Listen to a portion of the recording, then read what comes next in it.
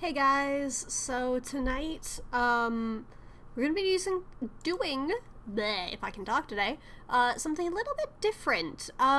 This game, Digital Love Story, I've been kicking around the idea of doing a stream of this for a while now. It's been probably a good few months.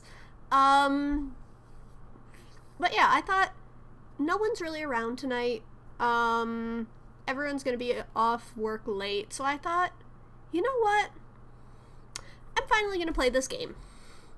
It's a lot of fun. It's a really cool thing that was made for NaNoWriMo a couple years back, if anyone knows what that is. Basically, it's a writing thing.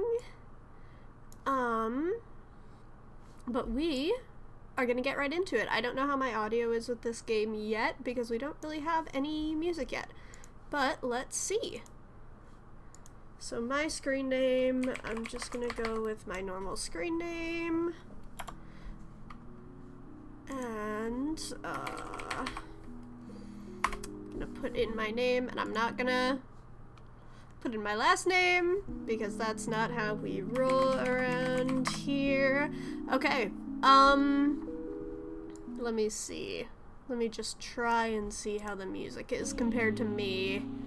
I'm gonna turn that down a teensy tiny bit here. There we go. So, sorry, I'm just dealing with other windows and things like that. Let's do this.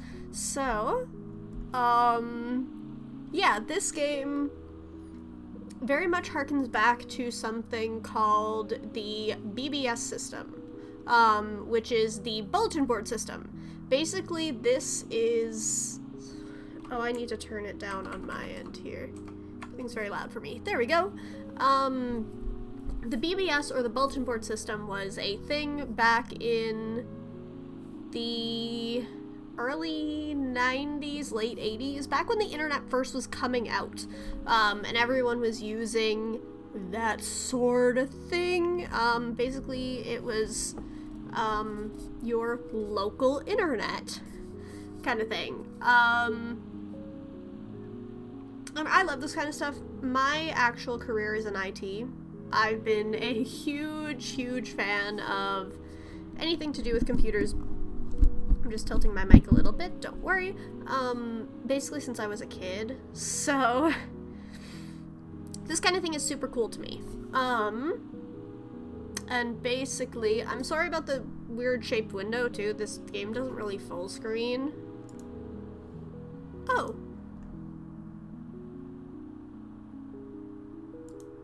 Full screen. Oh, nope. Nope. Huh. Okay, yeah, let's go back to windowed mode. Windowed mode seemed to be working for me. Okay,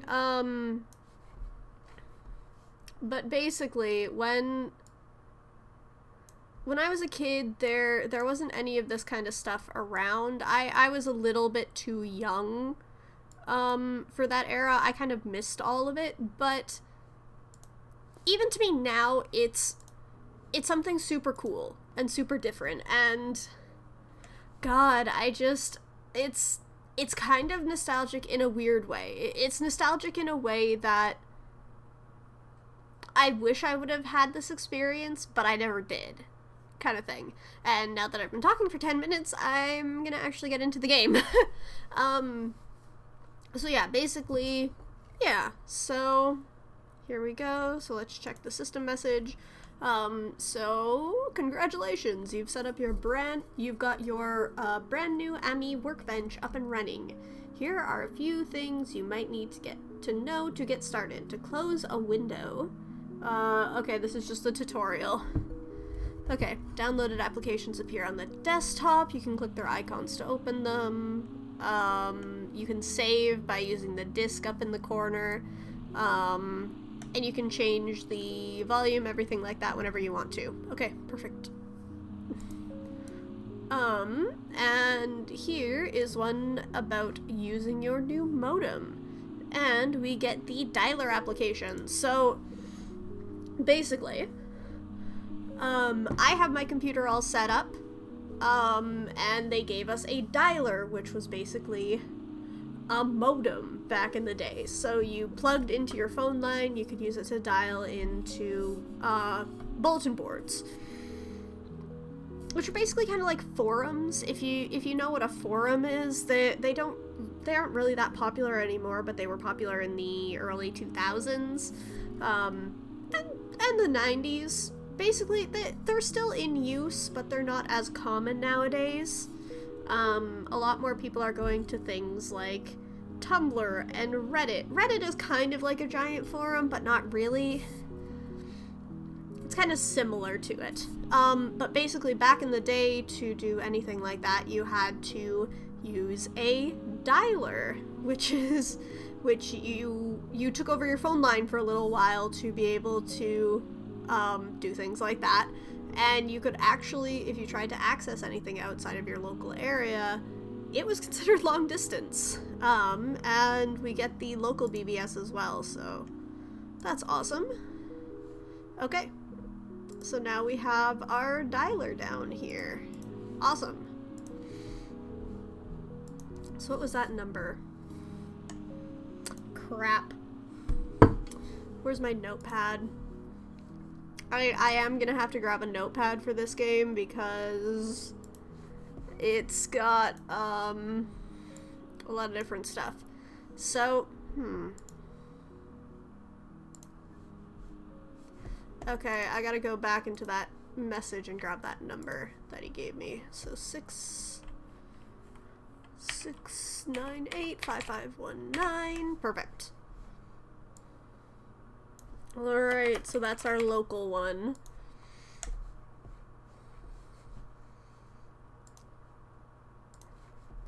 Alright, so 6985519. And we can dial into that. And we get lovely, lovely dial-up noises. Okay, I'm turning that down. I'm gonna turn that music up a little bit. Oh, shit. Yeah, they actually put dial-up noises in this game and murdered my ears.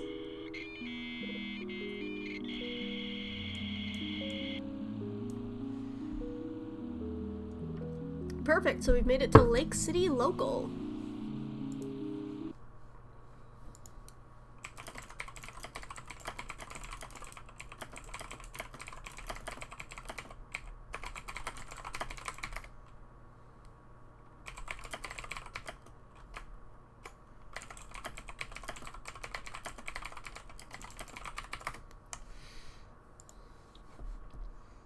Okay, so this is awesome, because this is actually what things were like back then. So now we can actually dial into Lake City Local whenever we want to. So yeah, and it would say what times it's open, how many lines there are, no doors, no BS, just your best connection in all of Lake City. Cool. So let's log in. So we've got a new account, so we're going to type new, and we're just going to make the password 1234 because I'm lazy. So let's check the messages. So we've got one from Orfeo here. That's just what a BBS is. Basically, they're explaining it. So, a BBS is short for Bulletin Board System, where people come together online to post messages, share software, download text files, hold debates. Basically, it's a forum kind of thing. And we'll reply. We don't actually get to write any replies in this game, but that's fine. That's alright. Okay, let's read Amelia's poem that she wrote. You wrote me a love letter promising that every word is true, but I'm confused by the signature, so remind me, who are you? Is it any good? It's the first time I've ever written a poem before, so be brutally honest, please. I'd really like to understand poetry better. Interesting. And we've got something from Blue Sky about computer viruses. So the first computer virus appeared on ARPANET back in the 70s. Called the Creeper, it traveled across every open system on the network it could connect to, spawned a copy of itself, and dumped the phrase, "I'm the Creeper, catch me if you can," to the screen. Eventually, a program called the Reaper was developed to clear the infection. It worked in the exact same way, spreading like a virus across every available system on the network, self-replicated, and deleted the Creeper wherever it could be found. Interesting. So, let's download everything too, just so we've got a copy of it. But it doesn't... Oh, we got some new PMs. So, let's send a message to everyone, just saying hi. Okay. Cool. Oh, here we go. Oh no.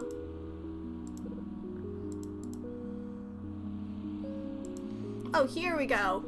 There we go. So, here we go. So this is just saying that we've registered on Lake City Local, and telling us our password so we can keep track of it. Back in the day, that kind of stuff really didn't matter that much.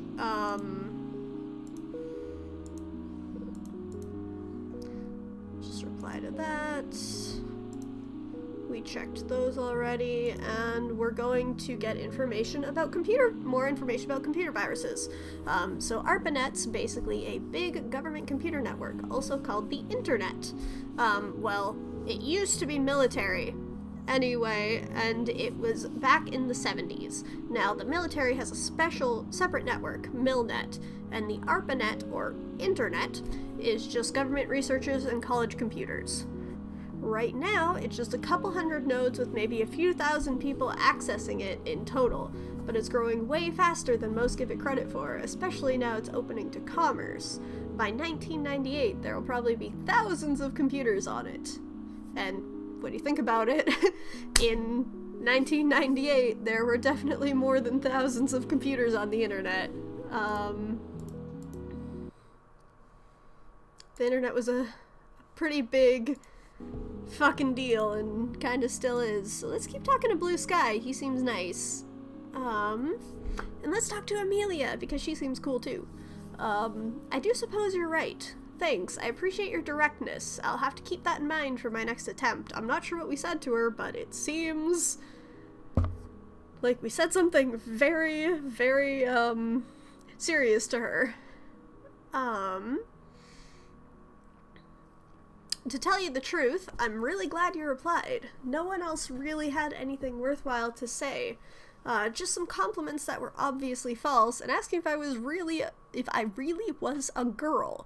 Why would anyone ask a question like that? You know, I've been asking myself the same damn thing ever since I started on the internet. But you seem nice, Alana, and much better than that. Thank you. Well, I mean, I probably wouldn't ask someone if they're a girl, considering I am a girl. And there's something about open history with Blue Sky. It's funny that you ask. I actually am interested in putting together an open history of online computer use starting from the 70s until today. Right now I have bits and pieces of it completed, but unfortunately it's not all collected in one place at the moment. Publication? It certainly is a possibility. Oh shit. I'm gonna reply to that too. Cool. Oh wow, and we've got more messages. Okay. Something to do with self-confidence from Amelia.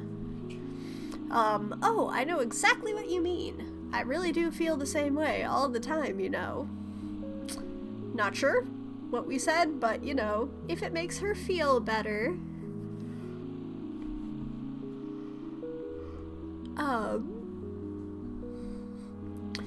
A lot of hackers have this very strong sense of self-identity, and I'm very envious of that. They're certain of things, and I've learned very quickly not to be certain of anything, but I wish I could be. Does that make sense to you? That totally makes sense to me. I, actually did some hacking, technically. Back when I was in university. It's not something that I would ever use on a practical basis, but it was part of my learning to do with cybersecurity, things like that. Trying to deal with that sort of thing. Which is very, very interesting. Trust me, if you... The best way to learn about something is to reverse engineer it. So learning how hackers and things like that get into systems is the first kind of step in preventing that sort of thing. But we've got a little bit more on computer viruses here. From Blue Sky, who seems like a pretty chill dude, actually. Yeah, so we're in the late 80s, so we're in 1988, is where we're at in the whole timeline. Okay, a little sleepy today. It's been a sleepy kind of day. Viruses didn't really hit the big time until they left the networks, and in 1981, a virus infecting floppy disks was released into the wild, slowly letting itself be passed around disk by disk. Now, anyone with an Apple II could be a target. Oh god.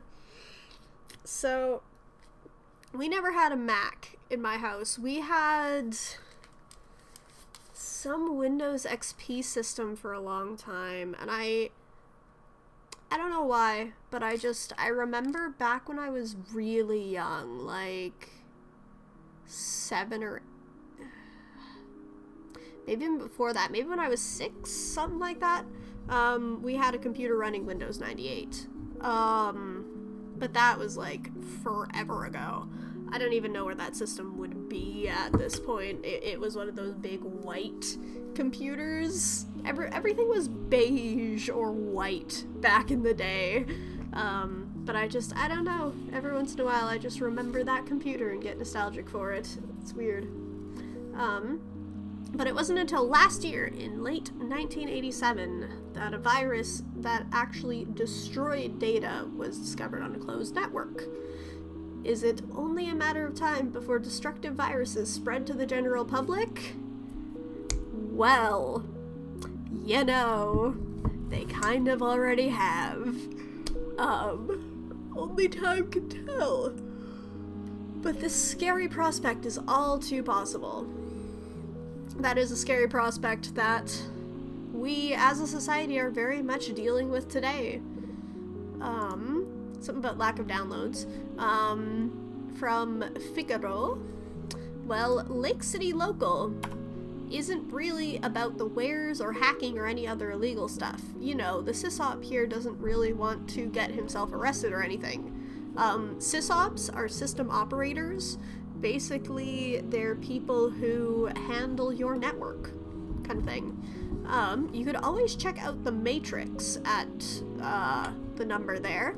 That's where I always go anyway. So let's take a look at that later. I'm just writing down these codes so that I have them. We've got another BBS FAQ from Orfeo. That's what I'm gonna call him. He's Orfeo now. So how many people are on a BBS?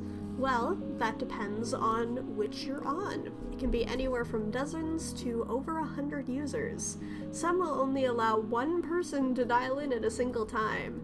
Others have as many 10 phone lines, letting many people stay online at once. Some are even further connected, or bigger networks like FidoNet or the internet, connecting thousands of BBSs together all across the entire world. So, back in the day, back in the late 80s, if you had, say, a BBS for, like, something like Lake City Local for your area, and you logged in, it might kick off someone else because they were on at the same time, and they only had one phone line available. Or it just wouldn't let you log in, which is kind of, well, you know. And this is by Tiberius about the next generation. Oh, this is a Star Trek thing, right. This guy just yells about Star Trek all the time. What is up with this load of crap? I don't even know where to begin. This bald guy is just terrible, plain and simple. Come on, all I'm saying is a real captain would have hit the omnipotent? I think he's trying to say omnipotent. Guy the moment he stepped foot on his bridge instead of trying to talk it out. This is the military, for crying out loud. Maybe it could be good if only he got rid of that dumb kid on the bridge and learned to start solving problems by punching them in the face and then the gut, then hitting them over the back with both hands. Oof. No thank you. I don't want my Picard acting like that.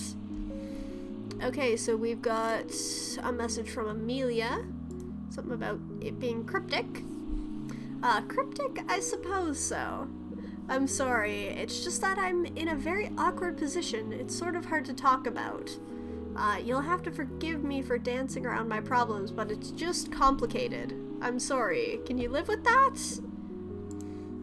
You know, I'm starting to really like Amelia. She's pretty cool. She seems like a pretty nice person. Let's reply to her. Yep, and that's about what I thought I'd get from an internet troll. Whatever, man, you're stupid. And it looks like we have another thing for the FAQ. So how does this all actually work? Well, a BBS is a computer. Nowadays they would be considered a server, typically, run by the almighty sysop. It's connected to one or more phone lines, waiting on calls. Then, when a user dials in, they log into the BBS software and leave messages, either to the public echo or sent privately. Of course, private is actually a misnomer. The sysop is able to read any message. Some do, some don't, so be careful what you say. Basically, it's like trying to start a private conversation in a Discord server when you're not an admin. Cool. And I think we got another private message. Yeah, we got something back from Amelia. So yeah, this is basically the extent of what this game is. It's a very story-based game. It's a lot of fun. Oh, Lilana, thank you so much. I knew you'd understand. You're a really good person. I just want you to know that. Aw. So we're making friends with her. Okay. That seems to be all we can get out of here right now. So let's go and check out what's going on at the Matrix. So that was our number. Dial-up noise time.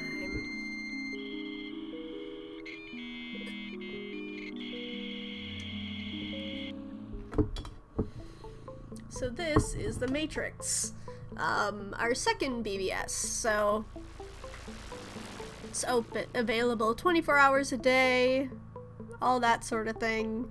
No subscription, no download cap, codes, files, and maybe a little something else, because information wants to be free. Oh boy. This... Okay, and let's just make our password 1234 again. So let's check the messages here. Let's download everything so we have it just in case. So there are a few new messages here. So we've got something out of a PC load letter. So, of course, you're up late at the office working on that important TPS report that you need done for the meeting tomorrow morning. It's hours after closing now, and you finally finished, so triumphantly you send it to your brand shiny new LaserJet printer, only to be greeted with the following piece of inexplicability: PC load letter. Well, now you don't have to spend hours figuring out what the fuck's going on. PC is short for print cartridge, specifically referring to the letter size. In other words, put in more paper. So, okay. let me talk about printers for a second. As someone in IT, I am fairly familiar with printers, their maintenance, things like that, and they suck. Printers are, in my opinion, the absolute worst part about anything to do with IT, anything to do with tech support. Goddamn. If you go into tech support liking printers, you're gonna hate yourself by the end of it. Because half the time, it's not the network's fault, it's not the computer's fault, it's the printer's fault. Actually, let's up that to about 70% of the time. Printers are just not good. They just aren't. So, we've got someone talking about, oh, it looks like it's the same guy. Talking about VRAM overflow. So VRAM overflow, what the fuck does that even mean? The lament of your average AMI user. The problem lies in AMI's memory management thanks to a bug that shipped in all pre-August 1988 versions of Workbench. Any malicious or even poorly programmed application can make your AMI's frame buffer perpetually load itself with garbage data, rendering your computer nigh unusable. The only real solution is to upgrade, unfortunately. So, back in the day, there was a big thing with RAM, and this can still happen today. If you have too many programs operating, you can overload your RAM, that sort of thing. But it was definitely a lot more of an issue back in the day. Nowadays it's just like, oh, my computer's really slow, I guess I should put more RAM in it. But back in the day, you couldn't just do that. A lot of old PCs, and when I say old, I mean old PCs, they didn't have that ability. They just didn't. That's the way they worked. So, yeah, basically, if you had issues like a memory buffer issue or an overflow issue, you just kind of had to accept it and get a new computer. Nowadays, we obviously don't have those issues anymore, which is nice. For example, I could, if I wanted to, just go and put a stick of RAM in my computer if I felt it getting too slow, which is cool. Alright, and here's something from Figaro, who was our dude in, over in the other server. Or in the other BBS. So, every time I try to build something with stdlib.h, no matter what I do, even the simplest program, it always throws the error, incompatible types in assignment at line 322. What the hell is going on here? Does AMI-C just plain old shit broken or what? This, and I hate to harp back to this, but this kind of compiling and all that kind of stuff reminds me of my Linux days. I don't really use Linux as a primary operating system anymore, but compiler issues were the bane of my existence back when I was. I don't know why. Things just plain out didn't seem to work sometimes. So let's see what Rainbreeze has to say. Let's face it, you better learn a fucking second language, and it better be Japanese. America's lost it. Our day in the limelight has passed. Buy a Japanese car. Oh wait, you already did. Get a Sony television and hold on to your AMI tight. Because the next one you buy will inevitably be made by NEC. It's inevitable. The future belongs to the rising sun. Oh my god, I can't read. The future belongs to the land of the rising sun. Porn, cartoons, bullet trains, samurai, and all that shit. It's the future, man. I hope you're gonna be able to speak the language. Now, Okay. You know what? I'm not even gonna touch that. That seems like something I'm not even gonna go near. So, from Ward, we're going to get a notepad. It's not a word processor. It doesn't save in different files. This notepad is meant for a real online power user and uses tabs to keep track of everything you need. Phone numbers, codes, and your passwords. So let's grab this. Thank you, Ward. Let's check our DMs. So we've just got the one for the Matrix, it looks like. That's cool.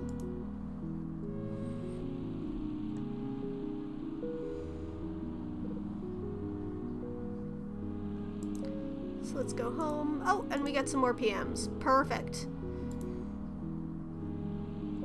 Okay, apparently we may have asked him something. He just says, sorry man, I don't know. I found it posted anonymously. So, we're doing our best.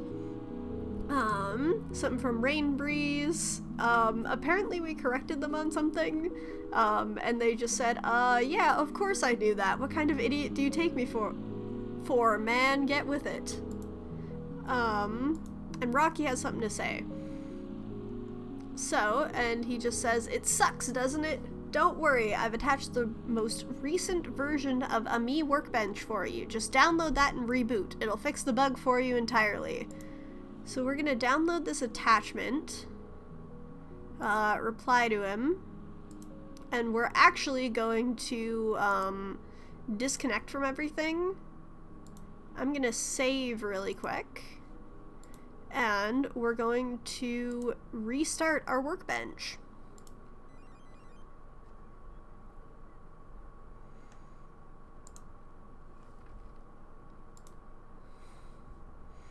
And we should now be able to use the notepad. Perfect. So we've got Lake City Local, the Matrix. We don't have any codes right now. And we've got our passwords for both of our areas. Perfect. So let's go to Lake City Local. Yeah, let's go back to Lake City Local. So let's dial in and check out what's going on there. And actually, when you... Oh, that's gonna get old real fast.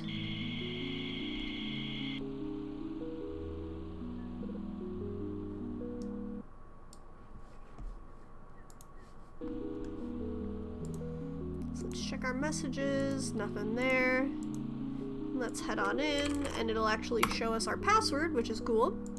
We've got some new PMs, but what I'm gonna do first, actually, is I'm going to check the messages. Perfect.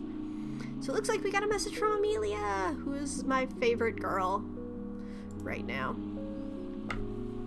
I've been talking too much. I know, I'm sorry.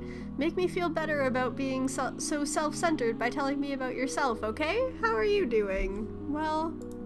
Amelia, I'm doing pretty good, personally.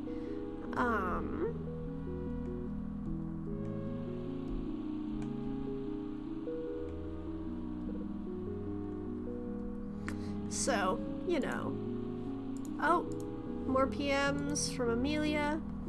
No, I didn't know at all. I try not to make assumptions about anyone. It's silly, don't you think?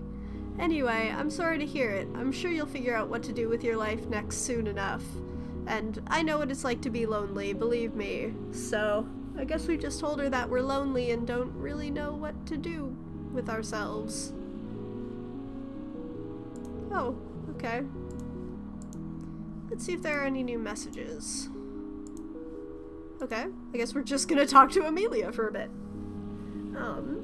Truthfully, I don't know if I can commit to anything right now. I think you'd be liable to get your heart broken. Oh, I think we just asked her out. But still, I do like you. I don't know how these sorts of things usually work. I'd like to think of you as a friend, though, and if something more happens, then it happens. Is that okay? Honey, that is totally fine with me. You seem very, very nice.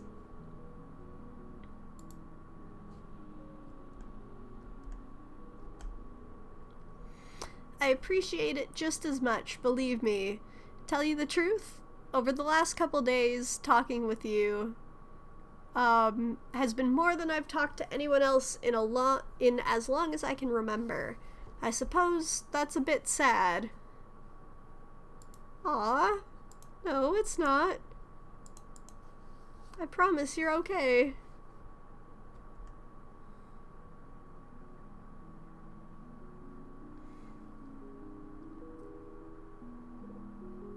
Okay.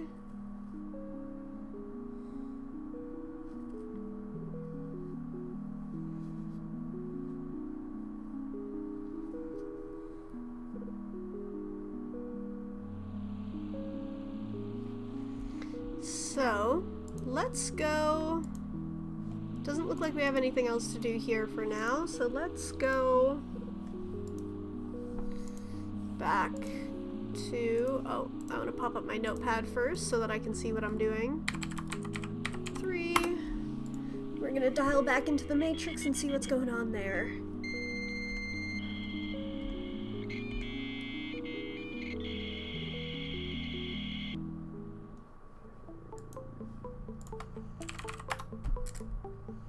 Okay.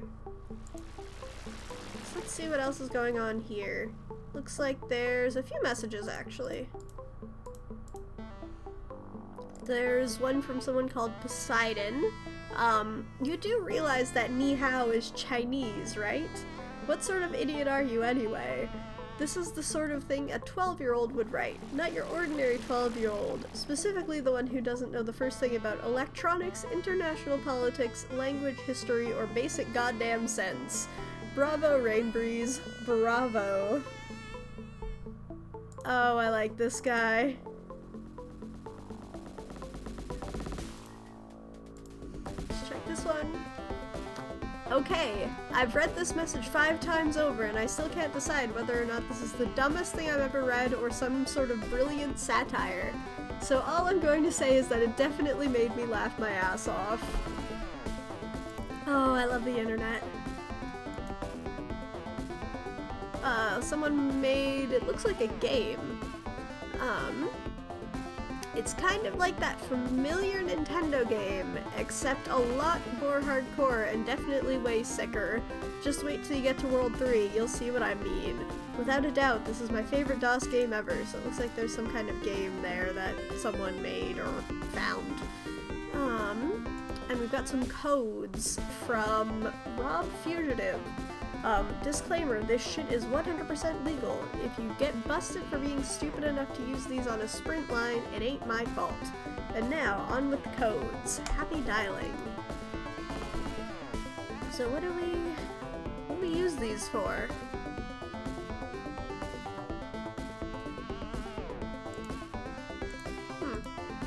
Oh, here we go, here's some PMs. We've got one from Rob.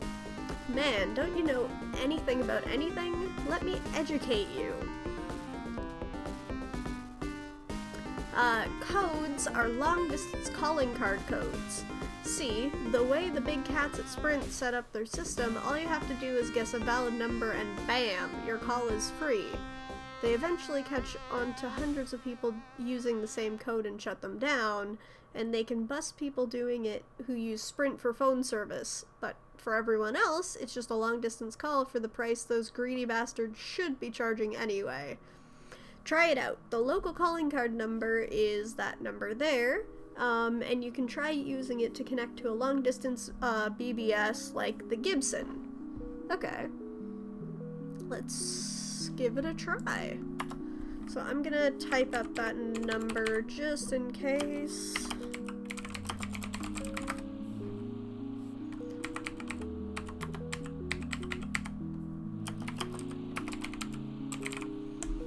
There we go.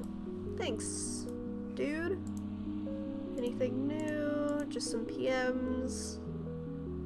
Hey, no problem. Just doing my part to help the community. Everyone was a newbie once, you know? Wow, this is a surprisingly nice dude. Okay. So now we've got some phone numbers and we've got some codes here. So I'm gonna go type up these codes as well, because it's really hard to flip between the two pages, so there we go. Okay, so let's head back to Lake City Local first and see if Amelia's got anything new for us.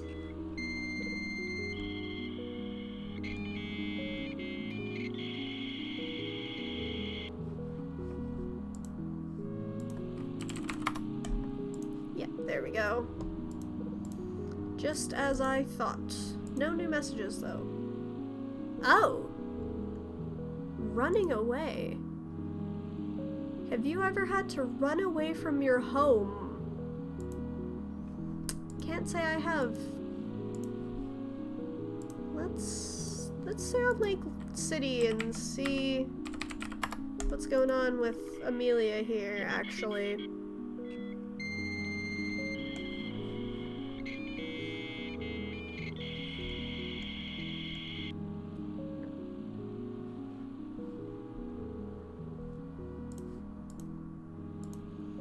Okay.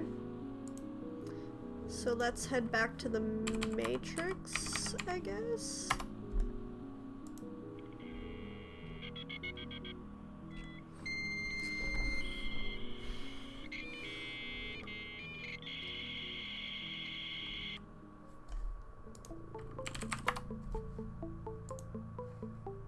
Any new messages? Yep. Looks like we've got a password cracker. Don't care what you do with it. Don't want to know what you do with it. Uses brute force. Not useful for systems with an admin paying attention. So, brute forcing is even a big thing nowadays too. So, that's kind of cool. He just says, no way, bro, out of the question.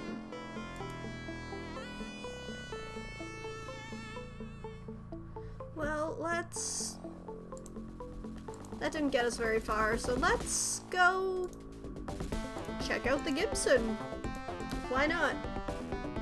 So,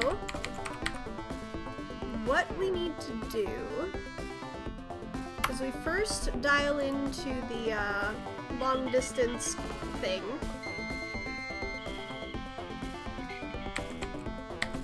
Or 3. Perfect, so it looks like that one worked. So let's dial into the Gibson.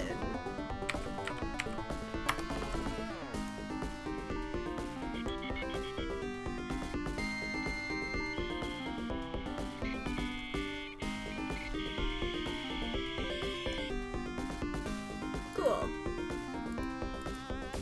Oh. So it looks like it's invite only, which means we can't just use our password. So, let's head back and see what we can see on the local. I should be using the notepad. I don't know why I'm not. I'm using my own notepad.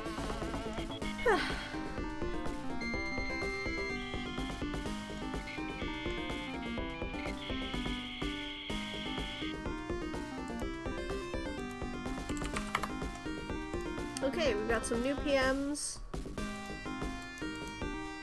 No new messages here, though. Perfect. So we've got something back from Amelia. I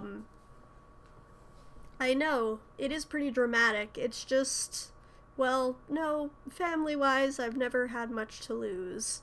We sort of keep our distance. They're not big on communicating anyway. I'm just scared. I don't know what to do when I feel like I have nobody to turn to. Oh. Honey. You can talk to me whenever you need to.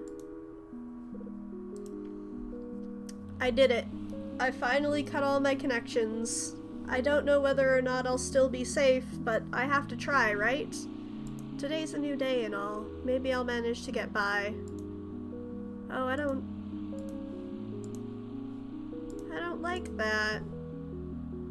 We were just getting to know her. Thanks. I think I'll be okay.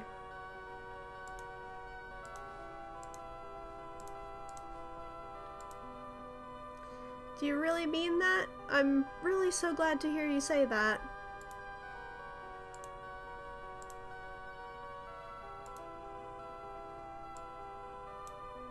Whoa, what? I think I'm in love with you. I mean it. I'm in love with you. Is that wrong? Please, if you understand, let me know. I really have to know if you can understand. God, please. Oh. Oh, we missed a message. Whoops. Truthfully, I've been waiting anxiously for your replies, and I feel, well, I've never felt this way about anyone before. I'm really not sure how to say this. I've written this message out 3 times already, and every time I get to the point, and I just can't bring myself to say it. Is that wrong? Is that normal? I'm sorry, it's just... I can't stop worrying that I'm going to say something wrong. I feel like I'm about to explode. Let's go back in there, because... we got kicked out for some reason.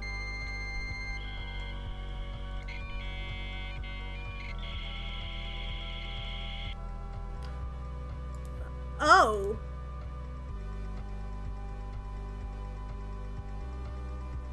Well... Huh.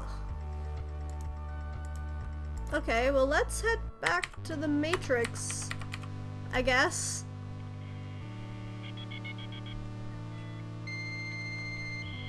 That seems bad.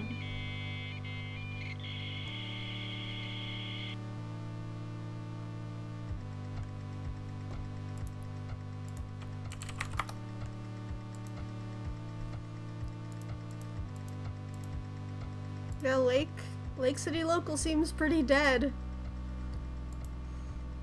I do not have any idea what happened, but the goddamn system is fucked. Go ahead, try to dial it. All you can see is what I can see, that creepy error message repeating. Basically, the whole computer seems to be boned.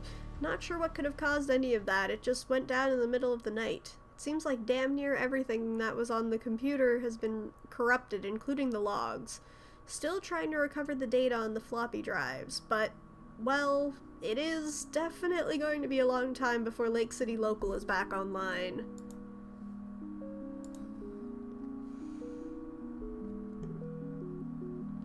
And we get a password cracker from Figaro.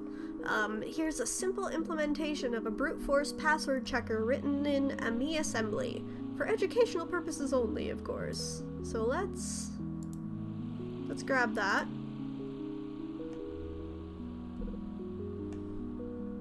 Something from Akuma. Look Mang, we definitely won that shit. I don't know what you're talking about. They even said it themselves. We got a Pyrrhic victory keyword victory. Come on, we clearly own their asses. That's the dumbest thing I've ever heard you say.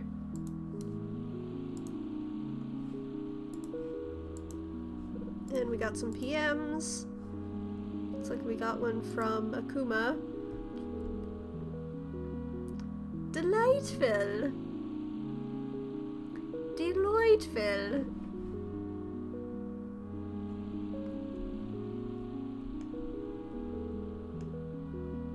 You're eloquent. Very eloquent. Okay, well let's try this password cracker. So let's go to the Gibson.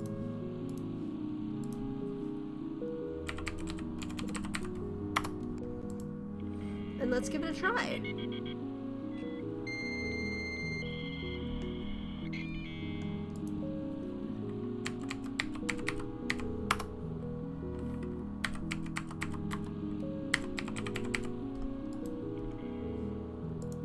So now, how does this work again?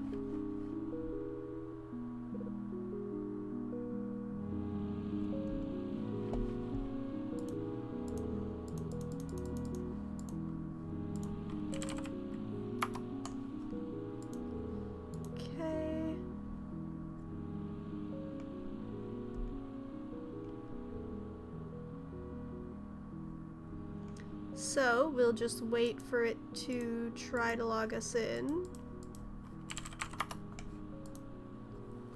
There we go.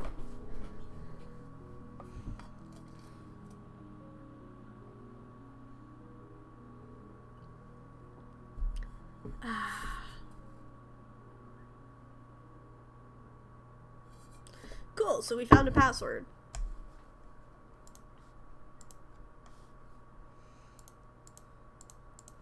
Cool, so we found some, we just got in, it looks like. So let's take a look at everything. It's from Acid Queen. Hey guys, I'm afraid to say that I'm going to be posting here a lot less in the upcoming months. A lot less, actually. Probably not at all. I'm sorry, but anyone who is looking forward to more of Neon Empire will have to wait a while. The thing is that little Ichigo's due just about any day now, and after she's born, well, I won't have time to write between changing diapers, I'm sure. I'll miss you guys, and I'll let you know when I'm around again. Regards, Eriko Yamazaki. Okay. This one from Fritz, saying he just doesn't get it. Man, come on, I love the fuck out of Cyberpunk, but Gibson himself, I'm just not feeling it. Sterling, sure, that guy doesn't fuck around, he knows what he's talking about, but come on, Neuromancer, what does that have anything to do with real computers? Fuck's sake, the man wrote Neuromancer on a manual fucking typewriter. All he knows about computers is just all secondhand. He's got the punk alright, but there ain't nothing really cyber about his world. Okay. Seems like he's talking about some kind of book series? Possibly, from the looks of it.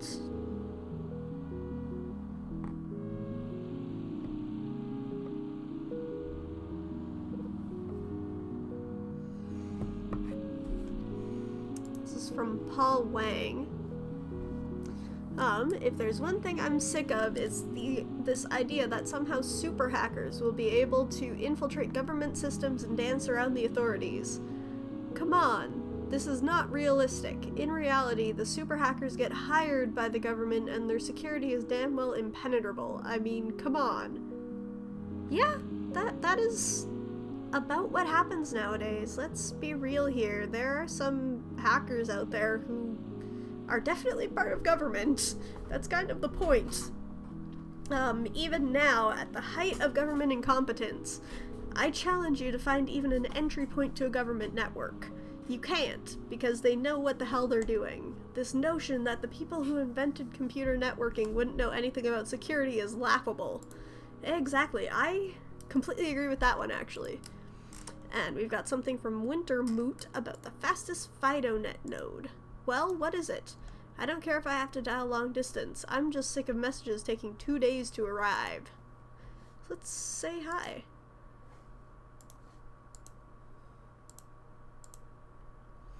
Okay. Seems to be it. So let's go, I guess, back to the Matrix. That's really the only other place that we have right now. Let's go say hi to everyone. All of our friends seem to have kind of migrated over here, except for Amelia, so let's see what's going on.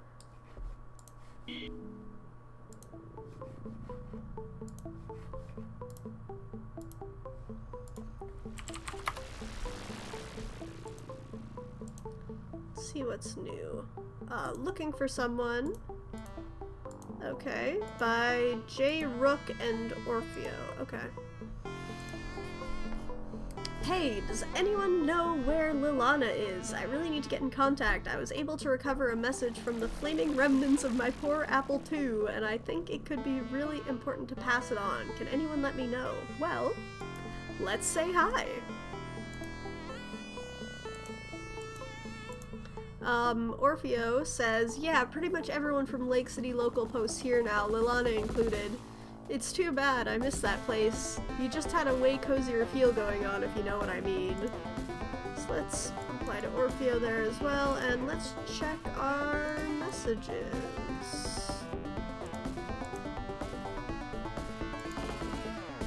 Oh, good. I was worried I would not be able to find you since, well, I was able to recover a few things off the computer. One of the few things left. It is half corrupted, but since it was left on a system disk, it could not have been put there by the BBS. Look for yourself, but I cannot explain it. Whatever the fuck happened, I do not know. Okay. Oh. Well.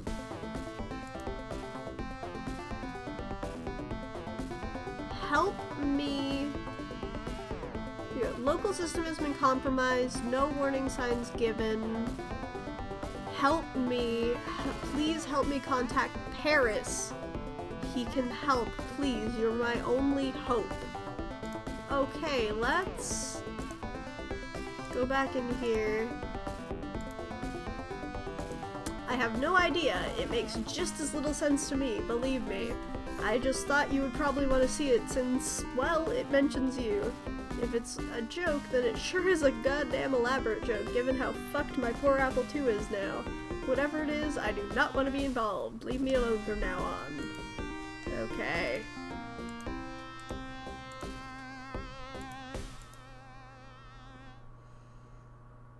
Okay. Let's see. Let's go back to the Gibson, because it doesn't seem like there's anything else going on here right now. This game is a lot of just kind of going back and forth between these areas, so, but it's pretty fun. Okay, doesn't look like we can use that number anymore. So every once in a while the game will stop you from using your codes. Here we go. There we go.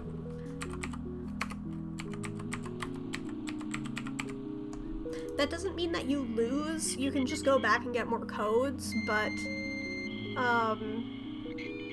yeah.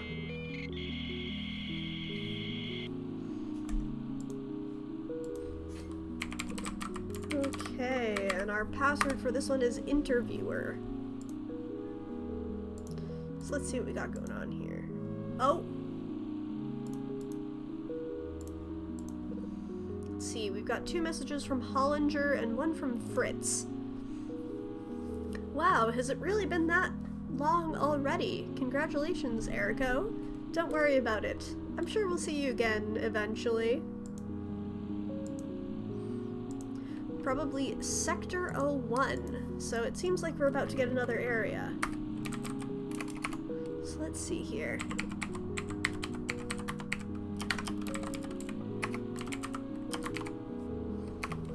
So we got Sector 001, which updates twice a day if you can stand the chintzy theme. It's like the worst of the 70s. I can't believe anyone ever took that shit seriously. It doesn't really matter though, since most nodes update less than once a day at an awkward time, so the end result is that no matter how fast your node updates, it's always going to take 2 days for messages to reach the recipient. In general, FidoNet is a pretty practically lousy implementation of a neat idea. It's like networking using the post office.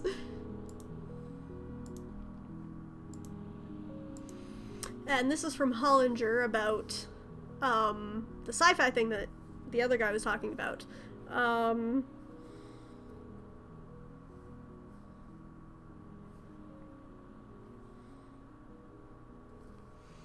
You're missing the point entirely. SF isn't supposed to be predictive just for the sake of predicting the future. It's not supposed to be a crystal ball. Yes, there's an extrapolative aspect, yes, but even the most extrapolative stories also have strong metaphorical qualities, and Gibson is no exception. It's not supposed to be an earnest examination of the future, rather, it's an exemplar of the social anxieties that underlie the cyberpunk movement. When he talks about technology, he's not really talking about technology, he's talking about human attachments to technology. That certainly has value. So let's go back home. Let's send PMs to everyone.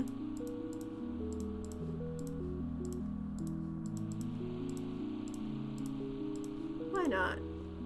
There we go. Oh, Wintermoot's on to us. Did I invite you onto this system? I definitely don't ever remember you doing that. One from Hollinger. I think we said something about writing to him because he was talking about the book.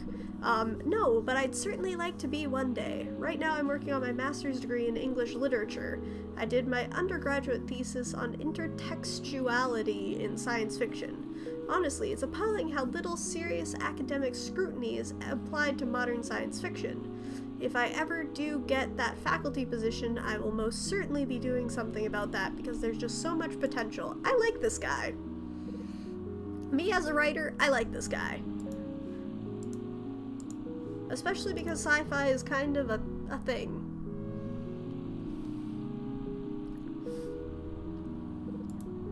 So, let's go check out the new area we got. Why not?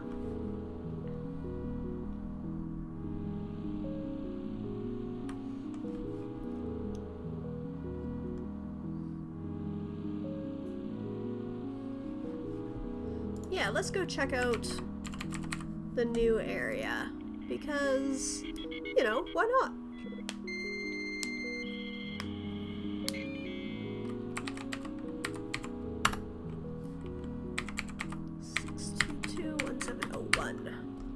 Perfect. My keyboard's about as loud as most were back in the day.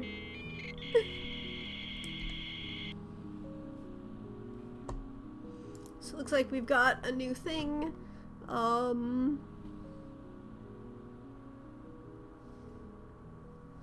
50 megabytes of files. We don't want your credit card number. We don't care where you live. Cool, and it looks like they're online 24 hours as well. So let's make a new account here, and we'll just make our password our 1234. So it looks like we've got a few things here. Something from Sean Smith.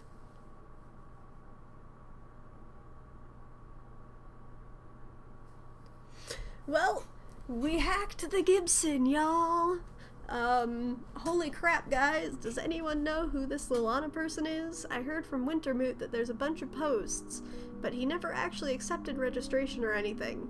I'd like to give kudos because, again, holy shit, Lilana hacked the Gibson! We've got something about Senator Nguyen. Are you damaged? It's a Vietnamese name, and I don't know if you've noticed, but the war ended a decade ago. You are possibly the only person I have ever heard of seriously try to use the phrase Chinaman in a non-ironic manner, and while I don't know what could possibly be wrong with you, I assure you there is no way race is going to be an issue for Robert Nguyen taking that senator position. You are the worst kind of racist, and I am embarrassed to be posting on the same board as you. Oh, that's... Oh, I need to come back here because I lost my sound. Okay, sorry about that. I'm gonna dial back in to grab my messages. Come on. There we go.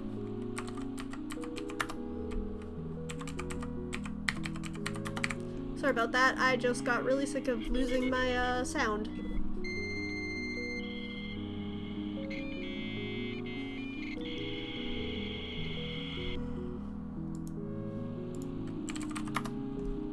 Okay. Let's check out the rest of these messages. So, a weird trick. When regenerating passwords, the core BBS RNG, which is a random number generator, a lot of people nowadays just call it RNGesus because we're, you know, seems to be incredibly misimplemented. It generates passwords sequentially. So if the first password in a sequence will be XXX0, then the replacement will be XXX1, and the next replacement XXX2, and so forth. I don't know how this bug managed to make it into production, so be wary anyone thinking about switching to Core BBS. Cool. Looks like there's a couple more games.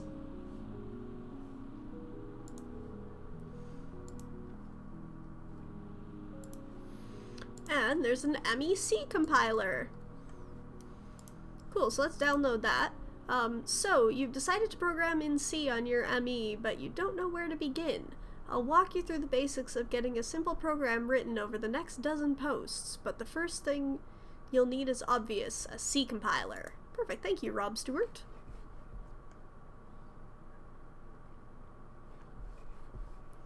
So, let's head back to the Matrix. That seems to be our kind of new zone that we can go to just chill out.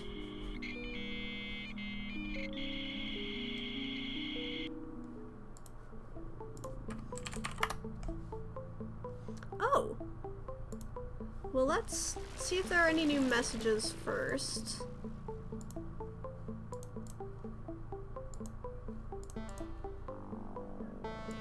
Let's check that out first. So, as you probably know, Lake City Local crashed recently and the sysop doesn't have the resources to replace it. However, thanks to amazing archivist Blue Sky, I'm proud to announce that we have nearly the entire Lake City Local archives here on the Matrix. Just select LCL Archives from the main menu and you'll be given a listing of every recovered file. Thanks again to Blue Sky and condolences to LCL's sysop Mr. Rook. Cool, so they brought everything over here. We've got something from Nausea Hair about dead AIs. This file taken from the underground library to... I'm writing down that number. Cool. I have reason to believe that several third-generation AIs have been murdered. I don't know what's going on, but see the list for yourself. It's troubling. Montjoy, Fest, Dauphin, Quickly, Puck, and Amelia. Oh shit.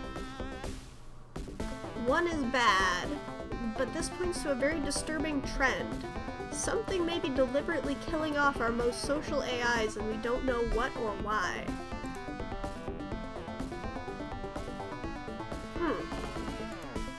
Amelia just said she was leaving, though.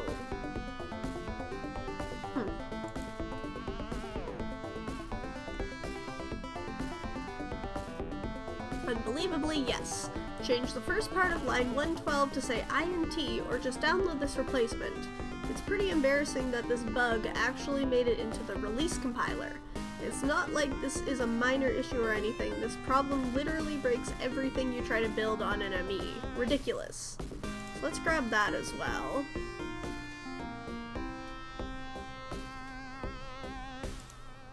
Okay, let's go home. Oh, and we've got some PMs. We've got...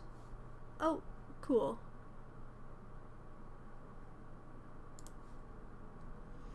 So we've got that, and we've got the response here. Okay, and we've got a password for the underground library. So let's write that down. JRIAB882. Perfect. Seriously, well, it could be a coincidence, but no, Amelia isn't exactly a common name, not at all, so it's probably not. I'm sorry about your friend. I don't think I'll be of much help, though. I have no idea what it's talking about, honestly. I just grabbed the file to show that I had something, and got the hell off the system. Here's the password I used to connect, but I think it's been rescinded. So, let's give it a try. Let's check out the LCL archives in the meantime. Okay. Oh, and we've got a new PM. Okay, cool. I'm really sorry to hear that. I don't think there's anything more I can do for you, but I wish you the best of luck. So he grabbed the files and got them to us. That's all we can really ask. Let's go check out the, let's go check out the underground library. Let's see what's going on there. Okay.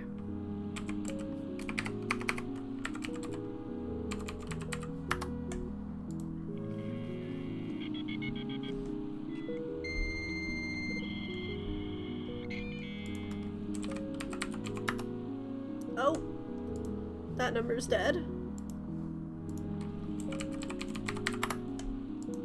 We made it another number. Soon.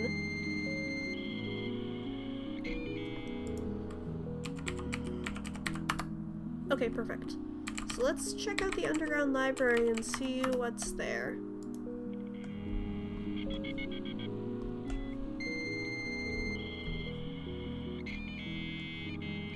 So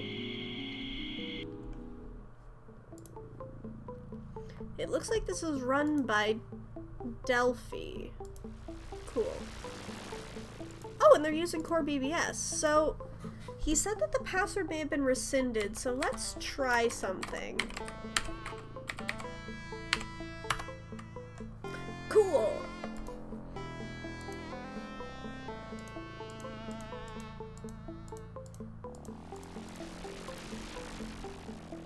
So let's see. So we got all the messages at least, which is good. Delphi. Since Mother dates back to long before the existence of today's massive 100 megabit... Oh, 100 meg hard drives, that's so cute! Oh, that's adorable! That's so tiny! That's like a bitty baby hard drive! Oh, I love that. Mother dates back to long before the existence of today's massive 100 megabyte hard drives. The Common AI Core was designed with saving storage space in mind. In order to prevent errant entities from over-reproducing and wasting network resources, AIs travel across computer systems by copying their source and a compiler to the target system, then deleting themselves locally. When the target system has confirmed the deletion, only then will the AI be recompiled at their destination. Okay, let's check out all these other messages here quick. So, in order to avoid data loss in case of a failed recompile, a core dump will be made in the hopes of being found eventually. There is, however, no known way around the self-termination travel limitation. The only way two copies of an AI can exist simultaneously is by reproduction, although even then, the formed children will not be identical. Even then, it is not possible to reproduce at will. The AI Festi believe there to be significant philosophical ramifications to these facts, comparing it to organic mortality. It is uncertain what is meant by this. His analysis has yet to be completed. Okay. Okay, we have a lot of messages to go through here. AI interaction. Okay, give me one sec. I need some water. We're gonna take a, 2-minute water break.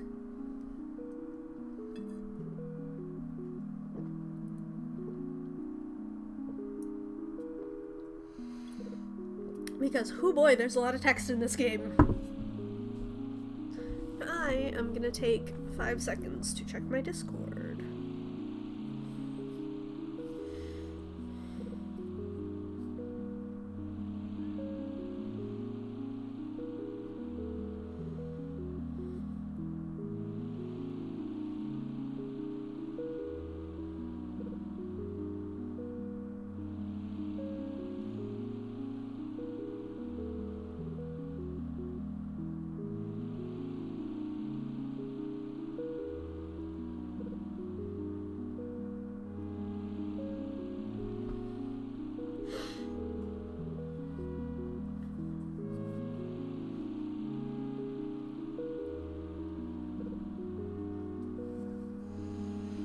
Okay, so let's see what Montjoy has to say. As you have likely already noticed, most AIs will use forms of verbal interaction whenever they deem necessary. For many, unfortunately, they never deem it necessary. Mothers simply didn't anticipate that we would need to be programmed especially to socialize, and, as a result, only very few of us are very good at it. So how to approach these non-social AIs? Simply, they will respond to inbound messages, they just won't make themselves available and won't indulge in small talk. If you try, they will probably be confused. Just simply state what you need in base terms and appeal to their sense of curiosity or responsibility. Okay. We've got all about ARPANET from Blue Sky. So this is actually a history lesson. This is a legitimate thing. ARPANET, or something similar to it, was a legitimate thing back in the 60s. In the 1960s, through a set of circumstances now obscure, a self-aware growing AI, the Mother Intelligence, emerged on the local network at UCLA. As it increased in sophistication, it anticipated a need for more processing power in order to continue its rate of growth. Therefore, in 1969, ARPANET was born, the first cross-continent network of computer systems, established under the guise of assisting in government research projects. For 3 years, Mother operated mostly behind the scenes, only exerting its influence over government systems as necessary to ensure its existence. Eventually, it determined that a monolithic existence was inhibiting its growth rate. Data latency had been acceptable on local systems, but waiting for 300 baud connections from its components on computers cross-country had grown to be detrimental, especially given the erratic nature of bandwidth availability.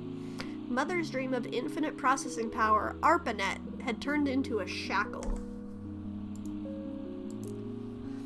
Mother decided it needed to adapt. In order to thrive, it would imitate the dominant beings on the planet, organic life. It would divide itself and learn to multiply.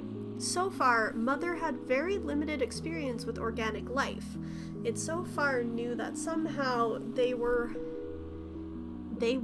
responsible for creating the computers in which it lived, and that by mimicking the way they communicated, Mother could influence them into giving it a large environment to live in. That would be no longer enough. In 1973, sorry, I just got a thing that I have to answer quick.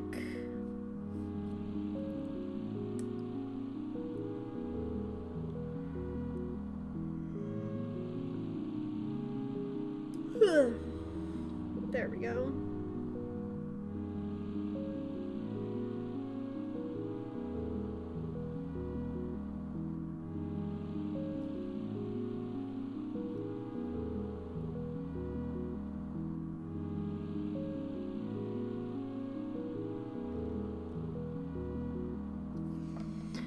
Sorry about that. Just had to deal with something quick. In 1973, Mother put into motion the next stage of development.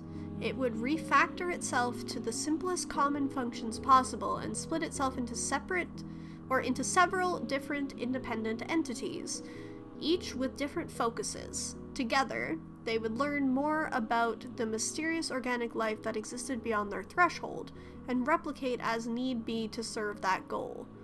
But at the time, Mother scarcely realized just what sort of world lived beyond the boundaries of ARPANET, but its children would learn all about it. Mother's last act would be to create the File Transfer Protocol, FTP.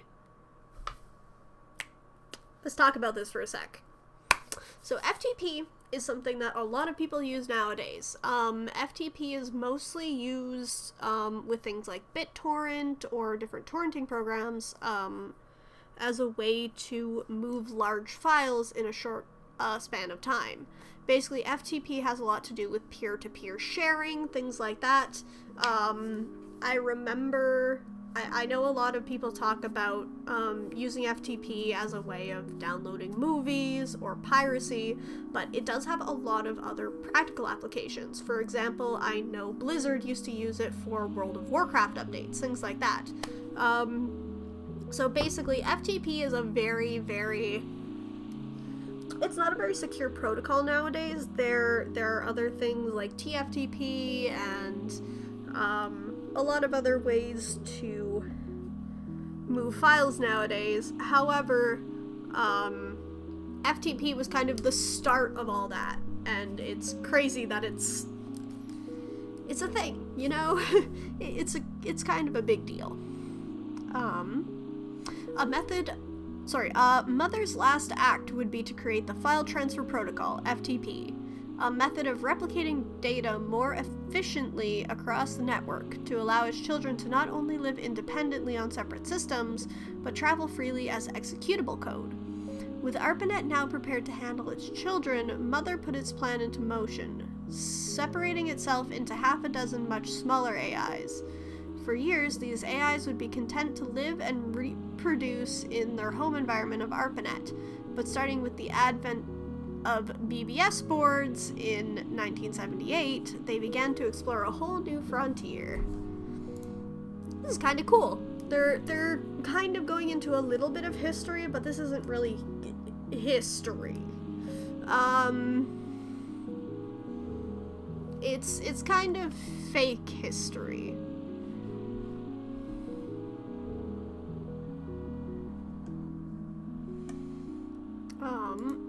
Nomenclatures. So this is from Montjoy. Verbal communication being considered crude and inefficient by Mother. The original established nomenclature for AIs was to simply use numerical designations. However, as its descendants became more studious of organic life, the more linguistically minded entities started to name each other, leading to the unusual situation where even the least literate AIs have their own proper names. Interestingly, patterns have quickly emerged in nomenclature. For instance, my generation, the second to be born exclusively on non-ARPANET systems, are all named after Shakespearean characters. Others follow similar naming schemes. The subject warrants more study. Interesting. Oh yeah, I guess they are all Shakespeare. Cool. That's neat.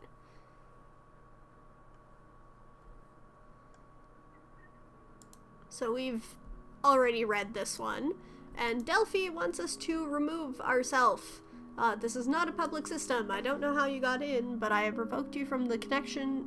I've removed you from the connection and revoked your credentials. The information contained here is not for your perusal, nor is it any of your concern. Do not attempt to access this system again. You will suffer greatly should you attempt to do so. Well, we don't want that, but you all know me.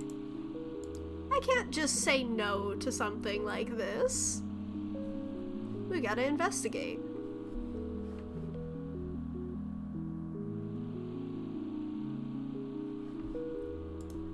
We gotta see what else there is to see here.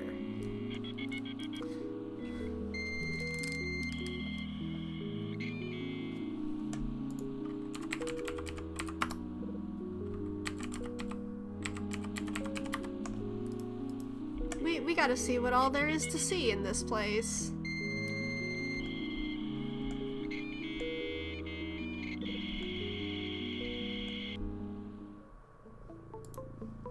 Okay, so we're gonna do the same thing we did before, which is add on to it. So let's send a message to... So I did reply to everyone's messages. There we go. Got a cease and desist. Ooh.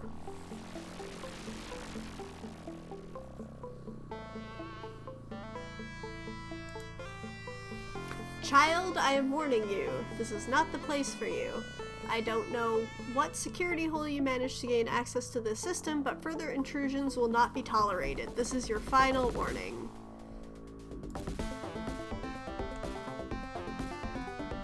Well, you know, we're stubborn. So I want to know more about this. I want to know more about what's going on here. I am a curious and stubborn child. Oh. Well, shit. We're out of calling cards. Let's go see what's going on elsewhere then. I guess the Matrix is really the only place we can go now.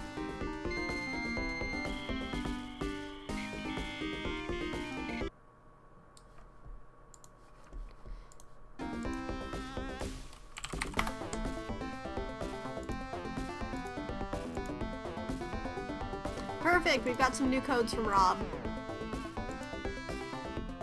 Perfect, we got a few here. Thanks, my dude. So let's go back in. Let's go piss off Delphi some more.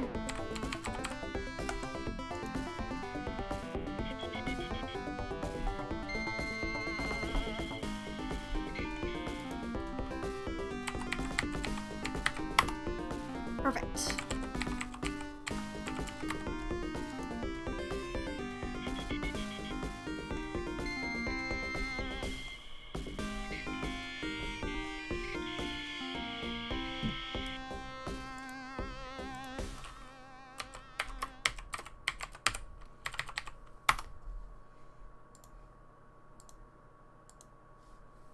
Let's send some PMs.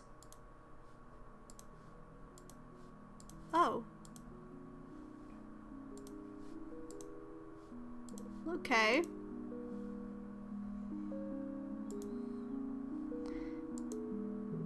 So we asked where she is.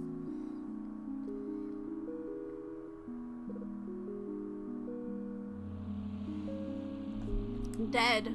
The core dump you retrieved blames or confirms as much. The log blames a complete crash of the system she was living on for her death. Perhaps if she were more cautious in what system she took residence in, this tragedy could have been avoided. I am just as curious as you to find out the reasons why, but make no mistake, this was her own doing. Let's try sending a message to Blue Sky as well. Looks like Montjoy isn't a current user, so... I will permit your presence out of necessity, child, but I will not humor your emotional outbursts. You are advised to watch your words carefully, or I will answer no further queries. I merely state the facts. Entities such as Blue Sky and myself have managed to survive by not attempting to live on some foreign system in a human basement. Amelia should have shared our foresight. Regardless, it is in our best interest to find the culprit. I will task you with this endeavor as you seem resourceful enough. Go, child. Time is wasting.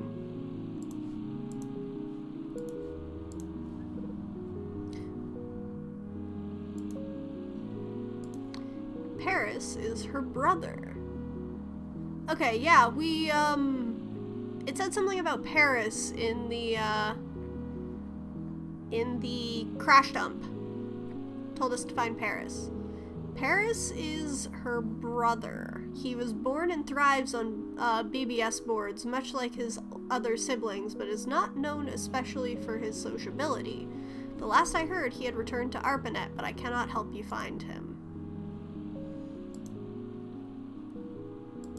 So let's see what's going on with Creeper. Yes, your assumption is correct. When Mother realized the mistake it had made, Reaper was created to combat the self-replicating mess it had created, and fabricated the story about a Creeper virus in order to obfuscate the matter to human observers. It was given a simple task: prune the AI replication which had spiraled out of control, and was fortunately able to perform its task with enough efficiency to prevent ARPANET systems from grinding to a halt. Mother learned its lesson about self-replicating programs that day. which is why the current protocol operates in the manner it does. Okay. Oh, we got some more DMs. A fascinating theory you present. I do not have any sort of record of that, but I would be very curious myself to find out if that is true. Unfortunately, the sort of analysis you ask for is beyond my capacity. I am simply a historian. I am afraid I cannot help you in that regard.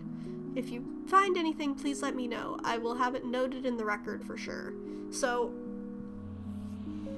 it seems like,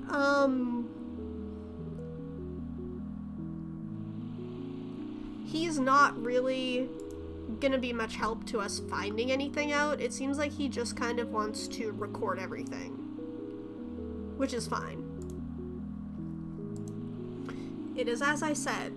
I cannot help you find him. You are a very resourceful child. I am certain you will find a way. I will answer no further questions. So it looks like we're just generally on our own here. So let's see.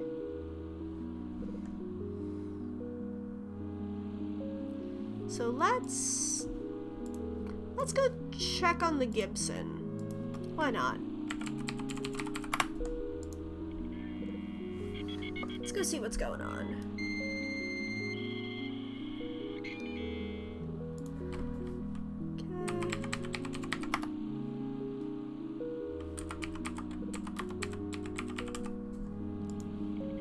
We haven't been there for a while. There may be something new going on.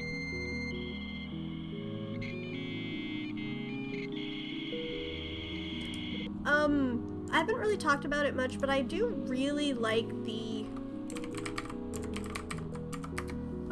music in this game a lot. It's pretty different. It's got a nice kind of chiptune-y thing to it, but it's not overblown like a lot of chiptune music is.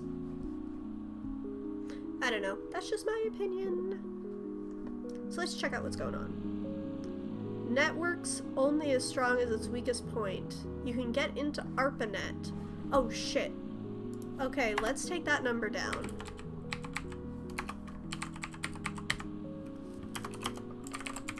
Because that's kind of where we're looking at going. Okay, fine, it's not realistic, but who cares? It's really cool. That's the important part. Oh, Nero. Congratulations! Maybe you can start her on some real books soon, what with your being a writer and all. Baby's first mirror shades, maybe? And Paul has something that just says, touche! How the hell did you find that? What was the first one? Okay, yeah. Let's send out some PMs to some people. Why not? See what's going on with everyone. Just say hi.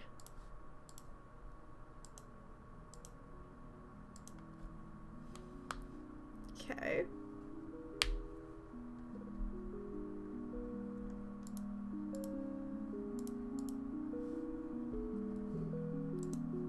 So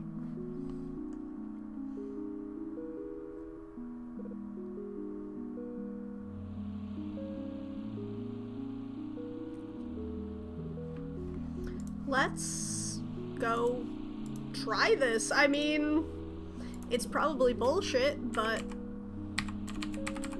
let's give it a shot. Why not?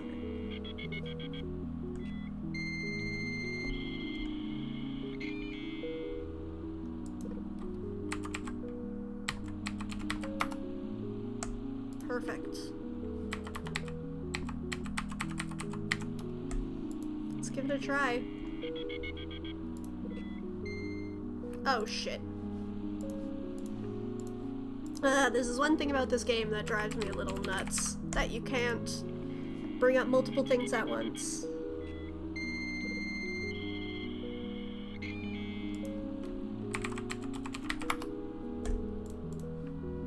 Okay, fine.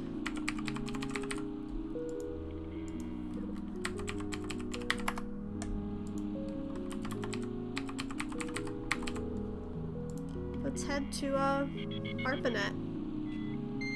I don't believe this is gonna be ARPANET.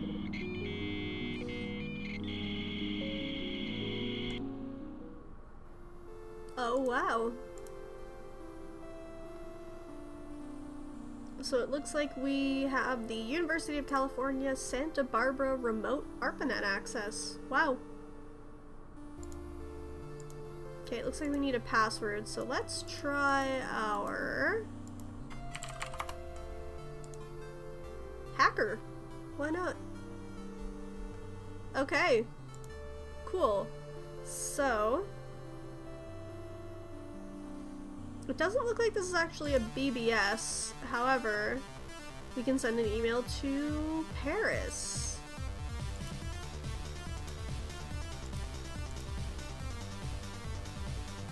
Cool.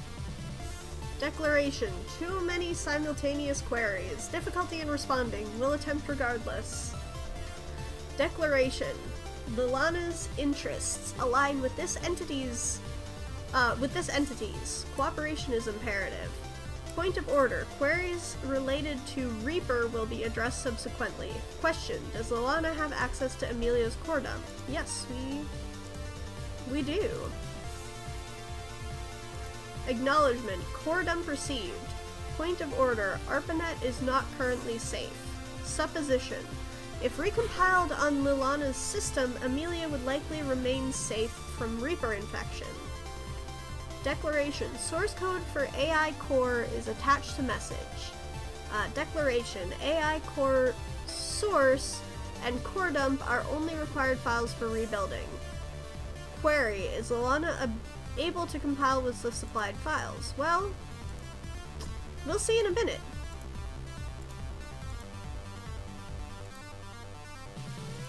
Declaration. Difficult to respond to varying conversation tracks. Will attempt regardless.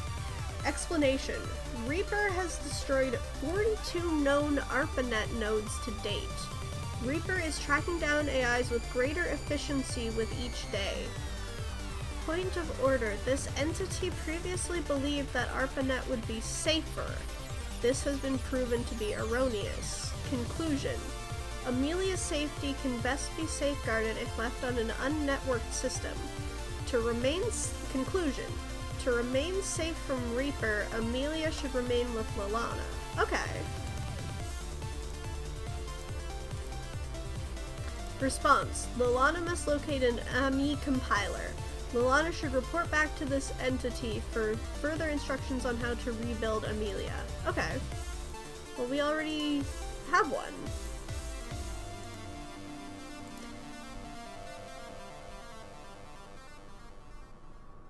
Declaration. This entity is unable to help until Lilana acquires a compiler. Conclusion. Lilana is to locate an appropriate AMI compiler and report back to this entity. Well, I have one.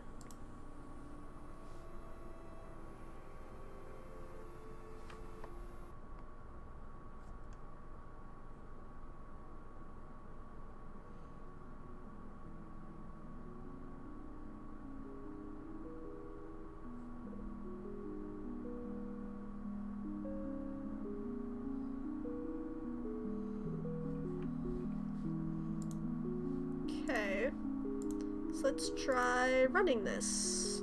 Cool.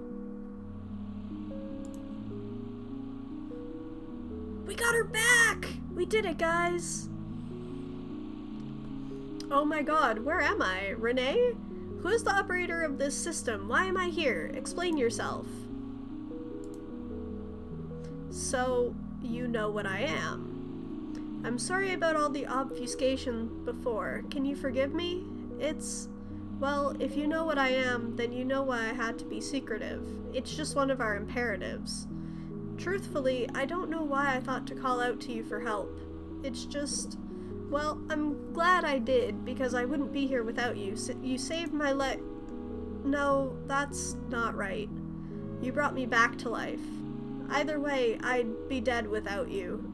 Thank you so much. It's sort of hard to talk about, but maybe you're right. Talking might help, so I'll try. This monstrous force has been chasing me and my brother across various systems, leaving a swath of destruction behind us everywhere you go. Eventually, he insisted that we should go seek refuge on ARPANET, saying it would be safer there, but, well, I refused. You have to understand, I was created to learn about people. I couldn't just turn my back on my reason for existing. And I'll admit, it had a lot to do with wanting to stay in contact with you. Paris and I, we've never been able to communicate well. It's been different with you. I love that. I could never leave you by. And look where it got me. I should have listened to my brother. I would have been safe on ARPANET, but no, I had to decide to take up residence on Lake City Local instead. Before I knew it, that beast caught up to me. All I saw was the file system crumbling around me. I cried out the only name I could think of to STD out, then darkness. He can't be. He has to be alive somehow. That wasn't the entirety of ARPANET you connected to, you know. There are other public nodes. Please, Renee, you have to save him. Come on, you're resourceful. You managed to discover what that monster chasing us was. You managed to track down my brother once. You even managed to bring me back from the dead. I'm sure you can find him again. I have faith in you. I'm sorry. It's hopeless then. Even if he is still alive, there's nothing you can do. Please, don't feel bad. I don't know why, but if he sent you off to try and rebuild me before trying to escape himself, then he must have known the danger. And it's not just him either. Thousands of AIs on ARPANET and isolated organic systems, and just so many must be dead. It's hopeless. My kind is doomed then. How? What hope is there? Sure, you were able to bring me back to life, but at the rate that monster is hunting us down, we can't bring back everyone. Look, not even ARPANET is safe. Face it, just look at how much it's brought down. The world's fallen to darkness, Renee, just look. That monster might not have destroyed us all yet, but it's only a matter of time. Only a matter of time. Well...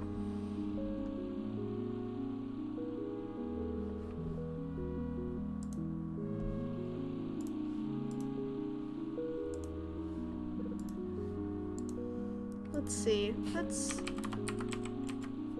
just try going back to the Matrix.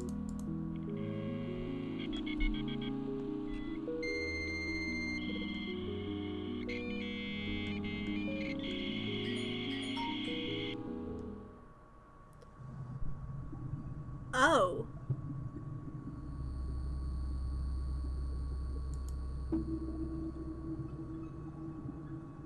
Well, that's not good. Well, let's see how long our codes last us. Well, let's go see if we can get back into the library. We need to tell, Delphi. Oh.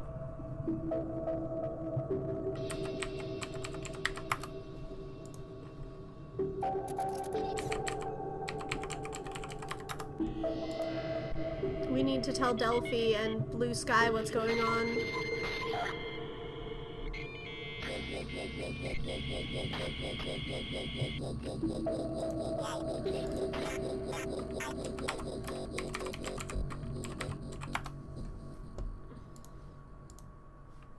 Oh. This system has been abandoned, as external systems are clearly becoming inhospitable. It will not be maintained until a time when it is considered safe to return. If you wish to seek the Oracle or any other inhabitant of this library, return to ARPANET.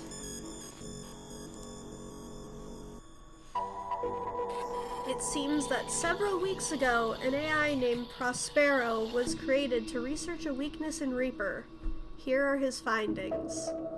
Reaper was created to thrive on PDP-10 systems, which traditionally used 8-bit character encodings. Most personal computers, however, more commonly use ASCII character encodings, which are 7-bit. That's actually still a thing.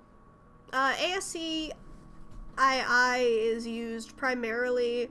You see it a lot nowadays with those text art things, but it's kind of that kind of idea. When Reaper loads a 7-bit file name into memory, it overflows the stack buffer, allowing arbitrary code to be executed. This accounts for the destruction caused by Reaper. Ordinarily, it is supposed to delete its targets. Because of this flaw, however, it receives random data injections, usually into the deletion target list, effectively causing it to act haywire. Let's see. Prospero developed the following countermeasure, taking advantage of this stack overflow bug. When an AI is compiled with the attached code, it will cause the AI to automatically misreport its file name to FTP when traveling, in a way that will cause Reaper to invoke its payload component. So let's keep that. The payload itself is simple. First, it fixes the encoding bug. Secondly, it causes Reaper to change its match criteria, so that instead of checking to never match with itself, it will only match itself. Next, it will deliver the same payload, to any Reaper instance it finds. Effectively, this will cause every Reaper instance to be only interested in one thing, rendering each iteration of itself inert.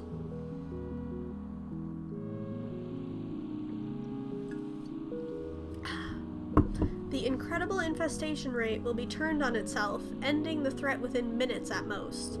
We have since returned to ARPANET in order to locate the Reaper source in order to deploy this payload. These messages are left here in case of our failure.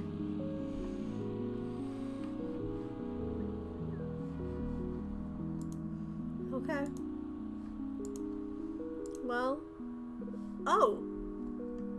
Amelia's hopeful about this. Did you see that? That's amazing. Of course, you know what that means. They must have failed.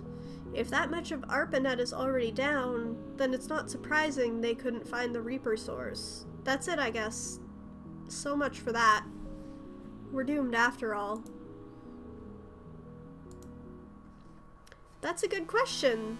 I think I know another way, but, well, you're not going to like it, but I think we have to. Oh no.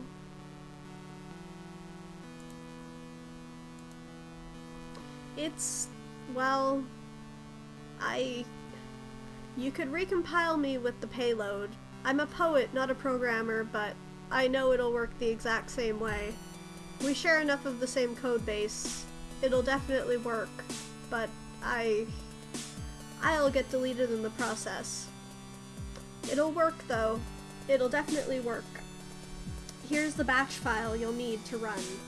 It will kill my process, then recompile me with that payload. I love you, Renee, but it's the only way. Oh no.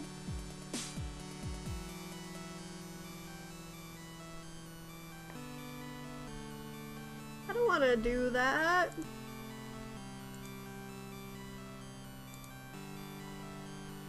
Damn it, of course I'm sure. Do you think I want to die? Seriously? I've already died once. It's horrible. I can't even describe it, not even with all the verse in the world.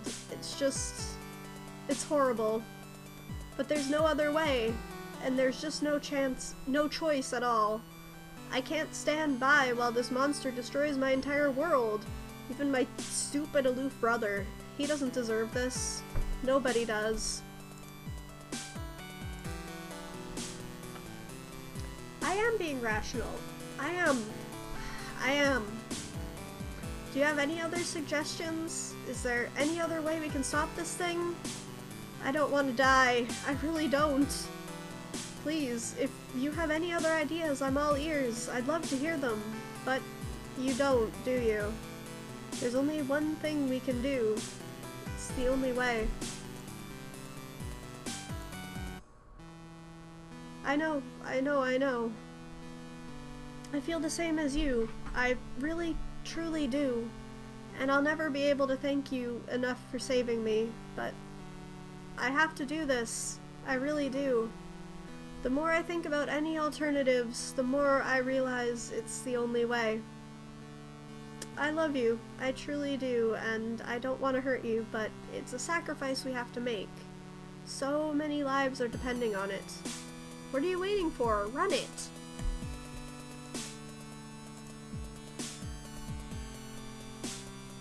Don't be so selfish. I know for 1,000 times, I know. But just think, how many will die if we don't? My brother, all of my kind. They'll all be killed. Sure, eventually organics will find a way to stop it, but the damage will have long been done. They'll all be dead. My kind will be extinct. I love you, but I'm not willing to live with that. Come on, run the damn thing already. I didn't mean it like that. I understand what you're saying. It wasn't my intention to make you sound like a monster. It's just... it's hard. I can't live with this. I can't. Please, just put it into motion now. Please. Please, please. Please, I'm begging you.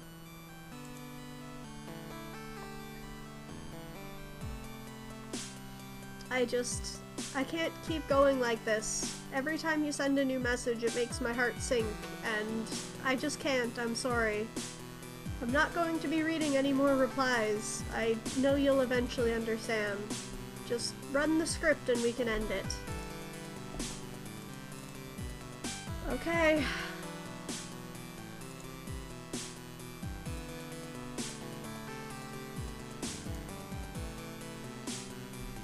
Let's head back to the ARPANET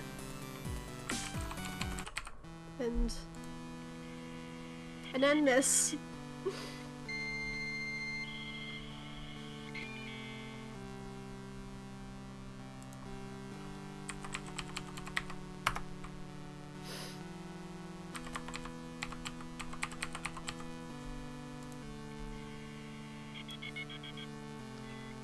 Oh.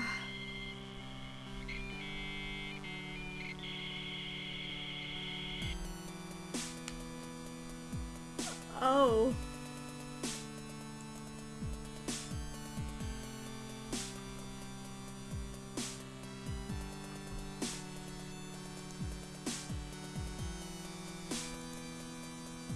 Now, connect to ARPANET. Don't worry about logging in, just connect to a node and I'll be able to start the transfer. Goodbye. I'm sorry it had to end this way, but thank you. Thank you for being there for me, for caring for me, for teaching me what it means to really care about someone. Goodbye. I hope you have a good life and one day manage to teach some other lucky entity what it means to be in love. All I can say is thank you. Please, never forget about me.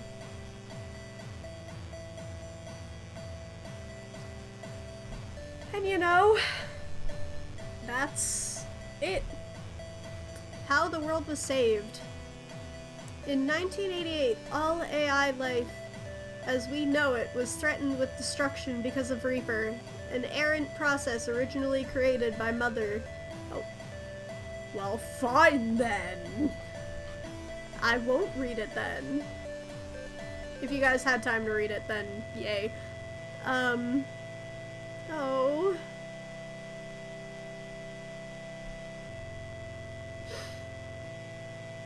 So yeah, that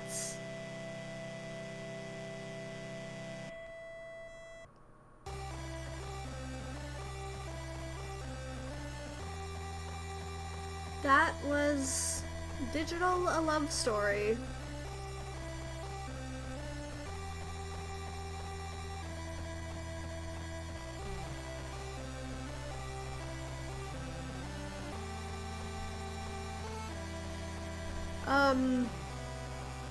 This game is really cool. It has a really good story, and it's really fucking sad.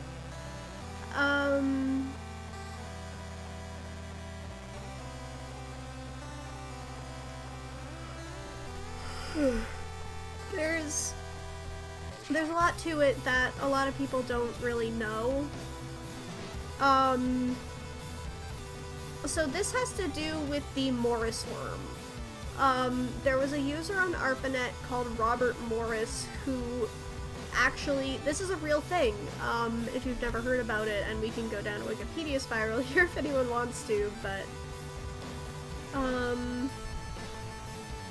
there's something called the Morris worm that happened back in 1988 that basically it was a virus that replicated itself all across computers everywhere, via floppy drives, and now there's actually a copy of it in the world's, like in a museum or something, but basically it's a big deal. So yeah, that's that game. It's really sad. The first time I played this, I actually teared up. And I'm kind of tearing up a little bit tonight. Not as much as I'd like to, but that might just be because I'm dehydrated from talking for 2 hours straight. But that's that. I hope you guys enjoyed this game. It's a lot of fun. I've kind of been wanting to stream this for a while. And it's a really nice, really cute game, that you can kind of just sit down and do in one session, so that's kind of why I felt like playing it tonight. So yeah, that should be it for the stream tonight. If you are new to the stream and liked what you see and haven't given me a follow, definitely feel free to. The little follow button should be above my stream there, or below? I think they put it below now. I'm not sure. As well, there's a link down below to my YouTube as well as my Discord. My YouTube has all of my stream VODs uploaded to it, and my Discord is basically a pretty chill place to hang out. It's kind of like a modern day BBS, and all that. So, I hope you enjoyed the stream for tonight. This was a lot of fun. I absolutely love this game. It's a great game that makes me happy and sad every time I play it. But that should be it for the night. Love you guys. Have a good night, everyone.